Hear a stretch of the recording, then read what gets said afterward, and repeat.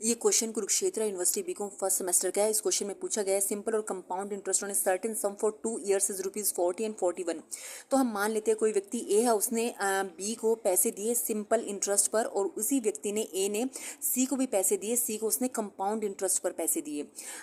तो शायद ए का जो है बी जो है उसका फ्रेंड रहा होगा, क्योंकि उसने सिंपल इंटरेस्ट पर पैसे दिए, क्योंकि सिंपल इंटरेस्ट पर पैसे थोड़े कम लौटाने होते हैं, लेकिन चक्रवृद्धि ब्याज में ब्याज के ऊपर ब्याज लगता है तो पैसे ज़्यादा लौटाने होते हैं।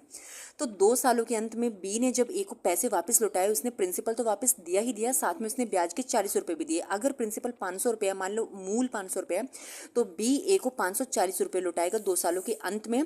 लेकिन जो सी है वो 541 रुपये लौटाएगा, क्योंकि यहाँ ब्याज के ऊपर ब्याज लग रहा है। 1 साल का जो ब्याज है वो प्रिंसिपल में ऐड होकर जो अमाउंट बनेगा उसके ऊपर फिर से ब्याज लगेगा, जिस भी रेट ऑफ इंटरेस्ट के साथ अमाउंट ए ने जो है पैसे दिए हैं बी और सी को। तो हमें वही रेट बताना है और साथ में सम बताना है कि उसका प्रिंसिपल कितना है और रेट कितना है।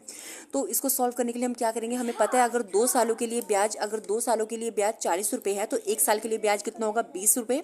अगर यही 3 सालों के लिए दिए रहे होते या फिर 4 साल के लिए दिए रहे होते तो हम इनको 3 टाइम्स ऐड करेंगे। अगर 3 साल के लिए दिए होते, अगर 4 साल के लिए दिए होते तो हम इसको 4 साल के लिए ऐड करते तो 80 रुपीज़ ब्याज के बनते। तो जो कंपाउंड इंटरेस्ट और सिंपल इंटरेस्ट में जो डिफरेंस बन रहा है उसमें 1 रुपये एक्स्ट्रा बन रहा है, सी को 1 रुपये ज़्यादा देने पड़ रहे हैं बी से।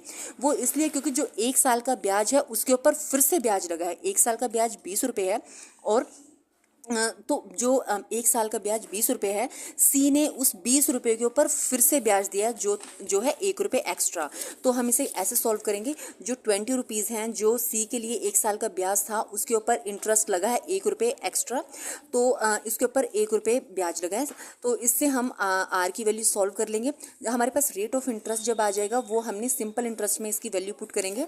प्रिंसिपल हमारे पास हमें यहाँ निकालना है, लेकिन सिंपल इंटरेस्ट 2 साल के लिए, यहाँ पे 2 साल के लिए अगर 40 रुपये सिंपल इंटरेस्ट है, 40 रुपये मतलब वो लौटा रहे हैं 2 सालों में, तो टाइम यहाँ 2 ईयर्स आ जाएगा और पैसे टोटल 40 रुपीज़। हमें पी यहाँ फाइंड आउट करना है। इसको हम क्रॉस मल्टीप्लिकेशन से सॉल्व करेंगे तो प्रिंसिपल हमारे पास 400 रुपये आएगा।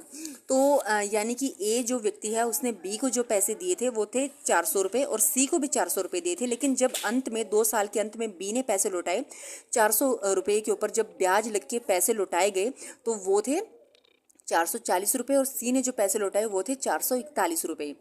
और रेट ऑफ इंटरेस्ट यहाँ था 5%। यहाँ 5% इसलिए आ रहा है क्योंकि हमने 1 साल का ब्याज जो था, 1 साल का ब्याज जो 20 रुपये था उसके ऊपर 1 रुपये एक्स्ट्रा जो है देना पड़ा सी को।